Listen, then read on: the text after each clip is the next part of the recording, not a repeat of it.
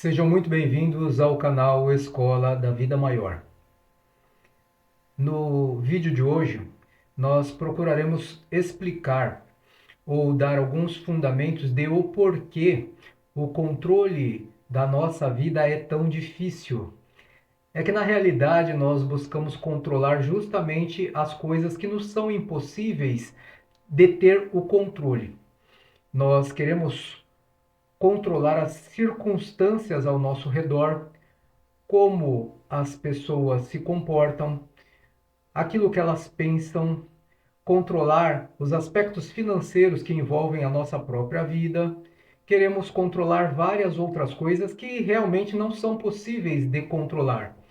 A única coisa que é passível de ser controlada é a forma que nós pensamos, que nós sentimos, para que possamos agir corretamente dentro de um planejamento que nos proporcione a felicidade. Mas é crível ou nós conseguimos perceber que justamente aquilo que nós temos condição de controlar, que é o nosso universo íntimo, é o que nós menos conseguimos controlar, por falta justamente de buscar estudar como nós funcionamos internamente. Sempre buscamos entender os aspectos externos e a eles nós nos dispomos a controlar ou ao controle. E aquilo que justamente nós podemos e principalmente devemos ter o domínio, que são as formas pelas quais nós nos comportamos e que são decorrentes dos aspectos mentais e emocionais, justamente é isso que nós não controlamos. Então, nós separamos aqui algum conteúdo, ou um conteúdo que aborda diversos aspectos da análise deste fator mental que reflete na nossa ou no nosso comportamental. E é sobre isso que nós vamos falar agora. Comecemos então falando sobre regulação emocional, que é, logicamente, decorrente do nosso controle mental. É que o ser humano é uma máquina incrivelmente complexa, com uma mente que parece operar por conta própria em muitos aspectos. Todos nós já vivenciamos momentos em que nossos pensamentos e emoções parecem se desdobrar de maneira incontrolável, deixando-nos intrigados sobre por que é tão difícil manter o controle sobre eles. É que o inconsciente governa. Grande parte do que pensamos e sentimos ocorre em um nível inconsciente. Nosso cérebro está sempre trabalhando nos bastidores, processando informações, memórias e emoções sem que percebamos. Esses processos automáticos muitas vezes influenciam nossas ações e reações de maneira que não compreendemos totalmente. Existem também as influências das experiências passadas. Nossas experiências de vida moldam significativamente nossos pensamentos e emoções. São traumas, memórias felizes, sucessos e fracassos que deixam uma impressão profunda em nossa psicologia. Essas influências passadas podem ressurgir de maneira inesperada, afetando nossa capacidade de controlar nossos pensamentos e sentimentos do presente. A mente é totalmente ou altamente adaptativa. A mente é altamente adaptativa. Nossa mente está constantemente se adaptando às circunstâncias. Ela reage a estímulos do ambiente e a situações de vida. E isso, de certa forma, é bom, mas não deve ser permanente, porque nós temos que ter a governança das nossas atitudes, de quem nós realmente somos. Caso contrário, isso pode dificultar o controle, uma vez que nossa mente está em constante mutação para se ajustar a novos desafios e oportunidades. Quanto à influência do ambiente, o ambiente em que vivemos, este desempenha um papel fundamental em nossos pensamentos e emoções. São estímulos externos, como a mídia, pessoas ao nosso redor e o ambiente físico, que têm um impacto significativo no que experimentamos mental e emocionalmente. Controlar esse ambiente é um desafio e, por consequência, é difícil controlar o que pensamos e sentimos. Isto porque a complexidade do cérebro é algo bastante intrincado. Nosso cérebro é incrivelmente complexo. Ele possui bilhões de neurônios interconectados e essas conexões formam redes que geram nossos pensamentos e emoções. Entender completamente esse emaranhado é uma tarefa monumental e, como resultado, a complexidade da mente humana torna desafiador o controle consciente sobre nossos processos mentais. Nós funcionamos de forma dual, ou pelo menos percebemos a vida de forma dual. O bom, o ruim, o doce, o amargo, o certo, o errado, escuro ou claro. É desta forma que nós percebemos a vida. E a mente humana é caracterizada por dualidades intrigantes, como o conflito entre o consciente e o inconsciente, o racional e o emocional. Ao invés de trabalharmos em equilíbrio e harmonia, estamos sempre a dividir forças entre dois polos distintos. Essa dualidade torna difícil controlar o que pensamos e que sentimos, uma vez que essas forças muitas vezes competem ou colaboram de maneira imprevisível. Existe o fator da influência biológica, pois que nossos cérebros são regidos, por processos bioquímicos complexos, desequilíbrios hormonais e químicos, tal qual acontece no período menstrual das mulheres. Estes podem influenciar nossas emoções e pensamentos de maneira que não compreendemos completamente. Isso torna difícil o controle total sobre os nossos estados mentais. Em resumo, o desafio de controlar o que pensamos e sentimos está enraizado na complexidade da mente humana, na influência de experiências passadas, no ambiente em constante mudança e em uma série de fatores biológicos e psicológicos. Embora possamos não ter o controle absoluto sobre nossos pensamentos e emoções, mas que devemos, a conscientização e a prática de técnicas como meditação, o aconselhamento e a educação emocional podem ajudar a aumentar nossa capacidade de influenciar positivamente nossa mente e nossas emoções. A religião, a ciência e as experiências consideradas pela comunidade científica como pseudociências também expressam seu ponto de vista sobre o assunto. Considerando que sobre este assunto ninguém pode arrogar-se possuidor da verdade, é importante analisarmos todos os posicionamentos, tanto da religião, quanto da ciência, quanto de quaisquer experiências, mesmo as pseudociências, para que haja lucidez sobre o assunto e assim nos apropriemos de informações cada vez mais consideradas concretas para o momento em que estamos a pesquisar e assim evoluamos para um melhor entendimento desse intrincado universo interior que é a mente humana. Religiões e crenças na vida espiritual frequentemente oferecem explicações para fenômenos mentais complexos e experiências psicológicas. Essas explicações variam amplamente de uma tradição religiosa para outra e podem ser interpretadas de maneiras diversas. Mas aqui estão algumas maneiras gerais pelas quais a religião e a espiritualidade podem abordar esses fenômenos. Muitas religiões acreditam na existência de uma alma ou espírito que é separado do corpo físico. Essas almas podem ser vistas como entidades que persistem além da vida física e que carregam consigo as experiências e a personalidade de uma vida para a outra. Nós, enquanto espiritistas que somos, cremos muito nisso. Não cremos que as personalidades ou as entidades dos planos da dimensão natural do espírito imortal, que é chamada também de dimensão espiritual, possa dominar as nossas o nosso livre-arbítrio, digamos assim, mas, de certo, cremos sim que elas são capazes de influenciar demasiadamente na forma como pensamos e na forma que, como sentimos, se nós não nos dispusermos a estudar o nosso universo íntimo, nos conhecer profundamente, para que possamos então domar as más inclinações.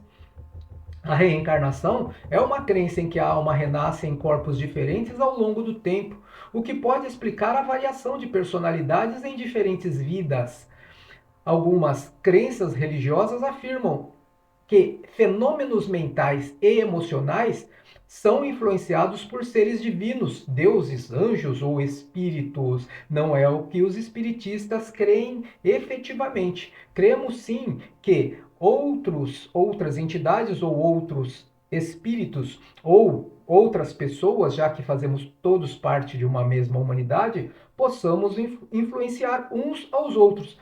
Afinal, não vemos isso acontecer entre ou no plano dos encarnados? Pessoas que têm forte poder de persuasão umas sobre as outras e que levam as outras de mente mais fraca, de personalidade ou personalidade mais subserviente a praticar grandes desatinos? Logo, se cremos na imortalidade, é possível que estas pessoas de personalidade mais arrojada, mais determinada, consigam sim influenciar aqueles. Por exemplo, um estado de transe ou uma personalidade múltipla podem ser interpretados como manifestações de uma entidade espiritual. Então, não estamos mais a falar de uma influência de uma pessoa sobre a outra, esteja ela no plano espiritual em detrimento da vontade daquele que está no plano material, ou vice-versa, ou ambos no mesmo plano. Mas estamos falando de é, transe ou personalidades múltiplas, o que seria explicado pela teoria apométrica.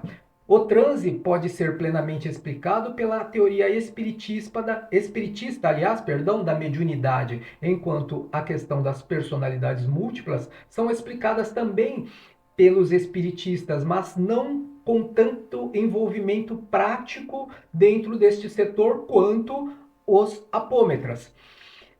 Em algumas religiões, os fenômenos mentais podem ser vistos como reflexos do karma, um sistema de causa e efeito que determina o destino das almas. Nisso nós espiritistas não cremos. Não cremos que o karma seja um destino irrefreável, um destino inalterável, que seja uma condenação das almas para tolher-lhes o livre-arbítrio, mas entendemos o karma justamente como essas impressões das experiências passadas que ficam registradas em algum setor da alma e que, porque não foram solucionadas adequadamente do ponto de vista da racionalidade, do domínio das más inclinações, elas vêm interferir sutil ou ostensivamente nos planejamentos deste estado ou deste momento encarnatório que nós espiritistas chamamos de programa encarnatório e que visa um planejamento ou um projeto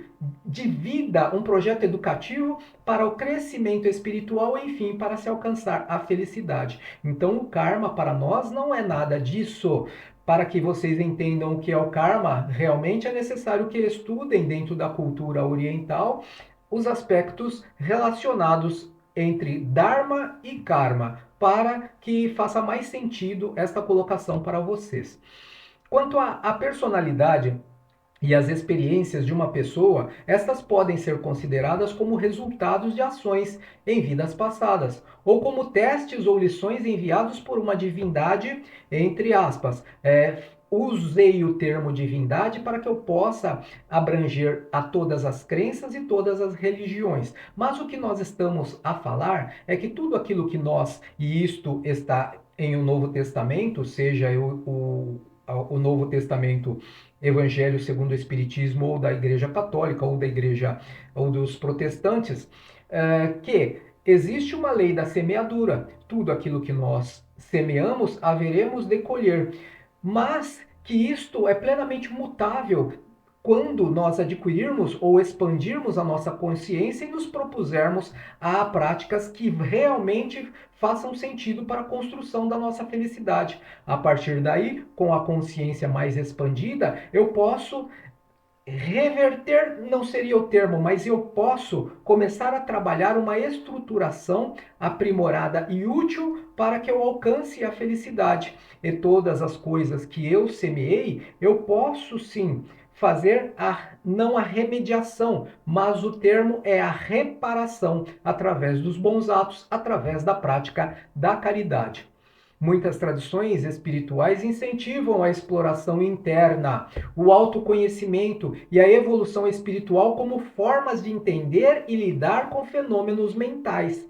Ou seja, é a busca pelo entendimento de como eu funciono realmente, não aquilo que eu exteriorizo, porque aquilo que eu exteriorizo pode muito bem ser um reflexo condicionado baseado nas construções instintivas de diversas existências pelas quais eu passei, mas sim como eu começo a interpretar, fazer a leitura escorreita de como eu realmente sou, não aquilo que eu mostro, mas aquilo que eu sou internamente, aquilo que representa, o que é representado exatamente pelo que eu penso e pelo que eu sinto, porque nem sempre o que eu penso e eu sinto eu manifesto.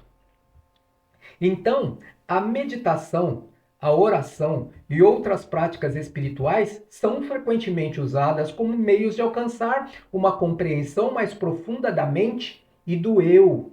As religiões muitas vezes abordam a questão do sofrimento e da dor, oferecendo explicações espirituais para fenômenos mentais difíceis, como depressão e ansiedade.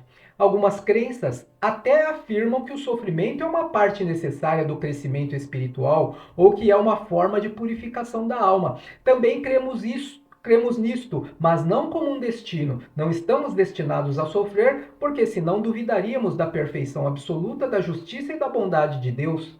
É importante notar que as explicações religiosas e espirituais variam consideravelmente e que nem todos os indivíduos compartilham as mesmas crenças, mesmo dentre aqueles que promovem, propagam, aqueles que estão congregados em uma mesma doutrina.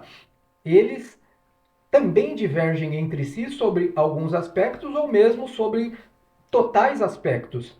Além disso, as perspectivas religiosas e espirituais, elas não são amplamente aceitas na comunidade científica como explicações para fenômenos mentais. É necessário o jungir de todos os saberes, digamos assim, para que nós cheguemos a um denominador comum, para que nós avancemos mais rapidamente dentro do aprendizado de como funciona a mente, para que possamos nos ajudar e ajudar os outros. Por isso é importante também entender como se posicionam a psicologia e a psiquiatria nesse sentido. A psicologia e a psiquiatria, por outro lado, abordam esses fenômenos de uma perspectiva científica, buscando compreender e tratar questões mentais com base em evidências empíricas e métodos clínicos. É a mesma coisa que nós fazemos na vida. O empirismo. O que é o empirismo? É tentativa, erro, tentativa, acerto, tentativa, erro, tentativa, acerto. E assim nós crescemos também, quando a nossa consciência, pela via da racionalidade, não nos propõe a assertividade dentro das nossas escolhas, a assertividade plena, mas sempre nos promove a condição de estarmos caminhando, andando e experimentando cada vez mais e melhorando a forma como pensamos, como sentimos e, consequentemente, como deveremos agir para não reagir, porque isso é o domínio do instinto sobre a razão. A psicologia e a psiquiatria têm uma abordagem mais prática e clínica em relação à dificuldade de controlar o que pensamos e sentimos. Elas exploram essas questões sob uma perspectiva mais específica e voltada para a saúde mental. Alguns pontos ou destas perspectivas ou dessas disciplinas nós vamos colocar a seguir, só para que possamos então balizar ou fazer uma análise de como eu mesmo penso, de como eu mesmo sinto, dentro das perspectivas que nós já falamos, é lógico, da psicologia e da psiquiatria. A psicologia, por exemplo, ela estuda em profundidade os processos cognitivos, pensamentos, percepção, memória e emocionais também, que são os sentimentos e as emoções que ocorrem na nossa mente. A psicologia cognitiva, por exemplo, explora como nossos pensamentos e interpretações influenciam nossas emoções. A psicologia enfatiza a capacidade de treinar e desenvolver o que é chamado de controle cognitivo ou regulação mental. Isso envolve estratégias como a reestruturação cognitiva, que ajuda as pessoas a identificar e modificar pensamentos negativos ou irracionais. É praticamente a mesma proposta de que falamos, de buscarmos pela meditação conhecer o eu interior. A única diferença é que contamos em a psicologia com o apoio de um profissional da área. A psicologia clínica e a psicoterapia são abordagens práticas que visam ajudar as pessoas a entender e controlar melhor seus pensamentos e emoções. Terapeutas usam uma variedade de técnicas terapêuticas, como a terapia cognitivo-comportamental, sob a sigla TCC, para abordar problemas de pensamentos e emoção. A psiquiatria, então, se concentra em transtornos mentais que podem afetar o controle sobre os pensamentos e emoções. Transtornos como a ansiedade, depressão, transtorno bipolar e transtorno dissociativo de identidade, personalidade múltipla, que envolvem dificuldades significativas nesse controle. A psiquiatria, ao contrário da psicologia, pode incluir o uso de medicamentos para tratar transtornos mentais, sempre que necessário. A medicação pode ajudar a estabilizar os desequilíbrios químicos no cérebro que afetam o pensamento e as emoções. Os psiquiatras são treinados para avaliar, diagnosticar e tratar problemas de saúde mental, incluindo aqueles que afetam o controle dos pensamentos e sentimentos. A avaliação é um passo muito importante para entender as causas subjacentes dos desafios emocionais. A psicologia e a psiquiatria oferecem abordagens práticas para entender e ajudar as pessoas a lidar com a dificuldade de controlar o que se pensa e o que se sente, enquanto a psicologia se concentra em processos cognitivos e emocionais, estratégias de controle cognitivo e terapia. A psiquiatria, então, lida com transtornos mentais e pode incluir intervenções medicamentosas, como já dissemos, sempre que for apropriado. Ambas as disciplinas, então, desempenham um papel crucial na promoção da saúde mental e no tratamento de problemas emocionais e de pensamento. Falamos de religião, falamos de crença, falamos de psiquiatria, de psicologia, então precisamos falar naturalmente sobre a filosofia e a ciência propriamente dita, ou propriamente ditas. Enquanto isso, a filosofia e a ciência, que é o que nós estamos a tratar, oferecem outras perspectivas distintas sobre por que é tão difícil controlar o que pensamos e o que sentimos. Filósofos há muito debatem a questão do determinismo versus o livre-arbítrio. Alguns argumentam que nossos pensamentos e emoções são o resultado de causas anteriores e, portanto, somos determinados a pensá-los e senti-los. Muito semelhante àquilo que nós dissemos que não é o karma, tá? Não é um destino inalterável. Mas existem filósofos que pensam semelhantemente a essa questão do karma equivocado, como nós costumamos interpretar. Nós temos também que outros destes filósofos acreditam que temos algum grau de livre-arbítrio sobre os nossos pensamentos e emoções. Nós, espiritistas, cremos que temos total livre-arbítrio de forma relativa. Por que de forma relativa? Desde que as nossas escolhas não se desviem do curso natural da proposta da nossa criação, que é o progresso incessante, que é a construção de um mundo melhor a partir do seu universo íntimo, para colaborar com o universo íntimo da coletividade e, consequentemente, com uma coletividade que ame mais, que pratique a caridade, que seja pacífica, harmoniosa e fraternal, tal qual é o maior mandamento da lei de Jesus, a lei do amor. Filósofos em particular, na tradição da psicanálise de Sigmund Freud, exploraram a ideia de que uma parte significativa do que pensamos e sentimos estaria fora de nossa consciência, residindo no inconsciente e no subconsciente. Nós também cremos nisso, que uma parcela daquilo que nós pensamos e sentimos passa rapidamente em outros setores da mente que não estão na flor da consciência. E isso poderia ou pode dificultar o controle consciente de nossos processos mentais.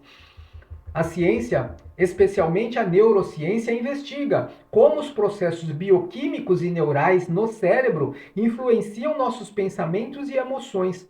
O funcionamento complexo do cérebro, com bilhões, como já dissemos, bilhões de neurônios e conexões, pode tornar difícil o controle consciente. Mas difícil não é sinônimo de impossível. Se treinar, ficamos bons.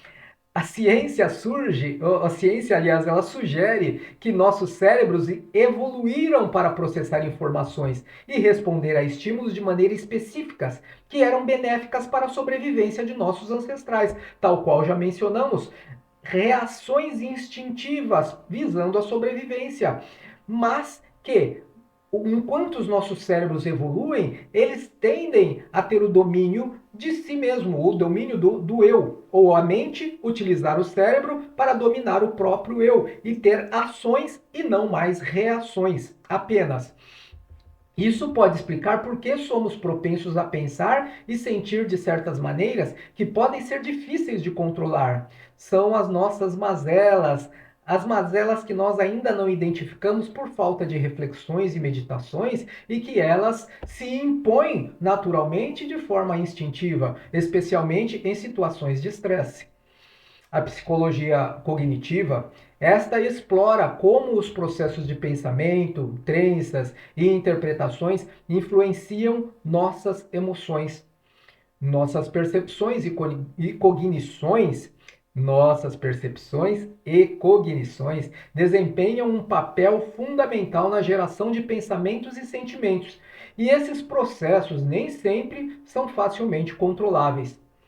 Ambas as disciplinas, filosofia e psicologia, reconhecem que o controle sobre o pensamento ou sobre os pensamentos e as emoções pode ser desafiador devido a uma variedade de fatores, incluindo a complexidade do cérebro, influências biológicas, veja bem, complexidade do cérebro, influências biológicas, evolutivas e sociais, e a interação entre consciente e inconsciente.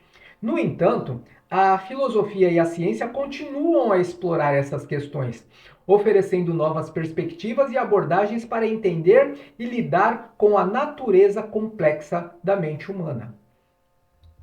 Mencionamos os aspectos de personalidades múltiplas, que estão muito afetas à área de estudo da apometria. Embora a apometria seja considerada uma pseudociência, ou seja, os seus resultados, os seus valores não são considerados como objeto de estudo pela ciência convencional. Embora isto aconteça, algo particular ou algo peculiar e interessante que esta área, a apometria, esta área de estudo, traz uma lógica. Ela é uma lógica muito próxima de todas as teorias sobre o intrincado universo íntimo da mente. E algumas são similares aos aspectos filosóficos e aos próprios aspectos da psicologia ou da psiquiatria.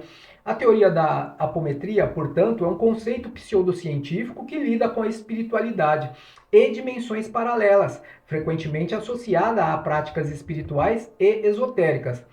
No entanto, ela não é reconhecida nem apoiada, como já dissemos, pela comunidade científica convencional e é vista com certo ceticismo por muitos. Portanto, é importante entender que a apometria, apesar de não ser uma teoria aceita com base científica, ela traz algumas similitudes com outras áreas do saber.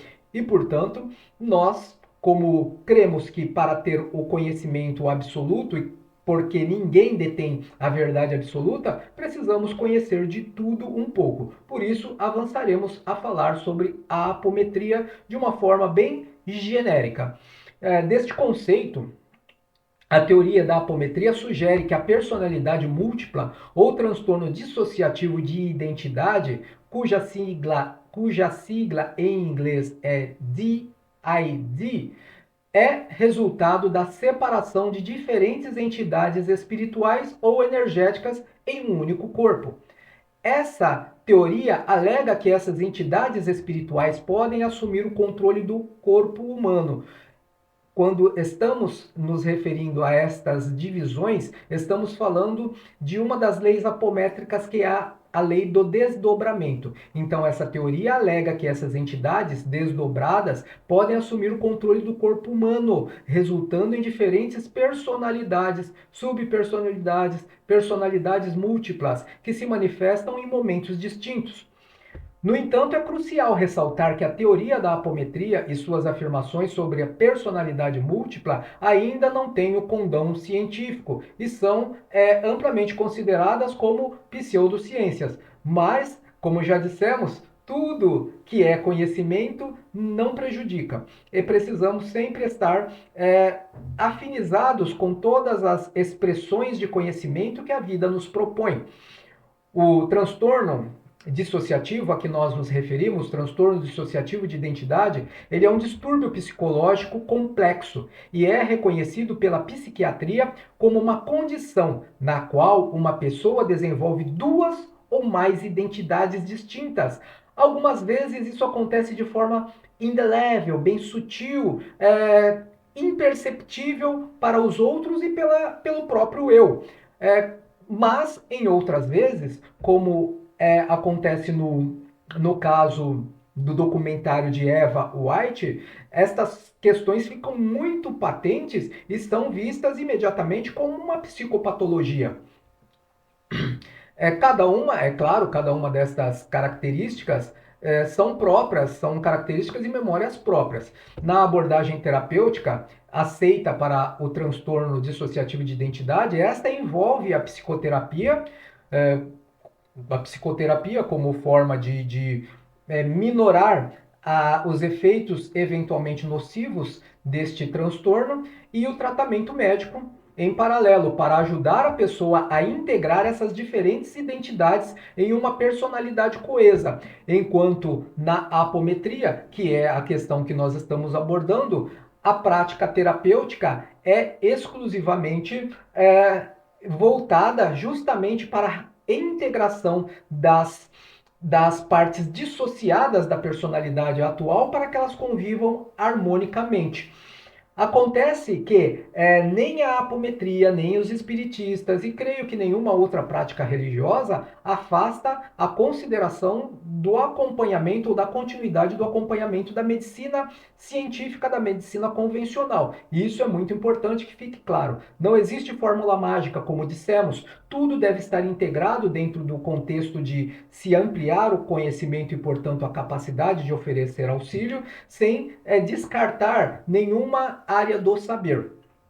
A compreensão das personalidades múltiplas é sempre melhor abordada dentro do contexto da psicologia e da psiquiatria, que estão trabalhando com isso há mais tempo, utilizando sempre métodos e tratamentos reconhecidos por estas disciplinas, que estão interligadas com os estudos científicos, a ciência convencional.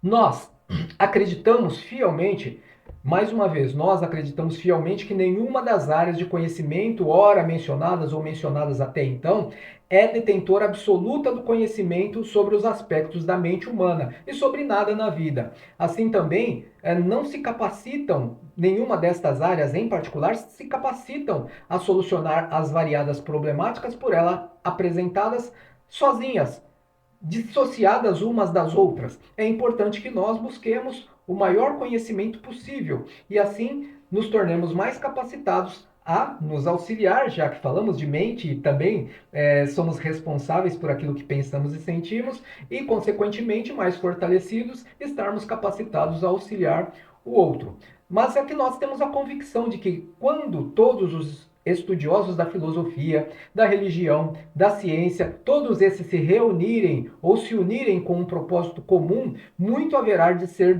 muito haveremos de desvendar e solucionar esse misterioso universo que é a mente humana.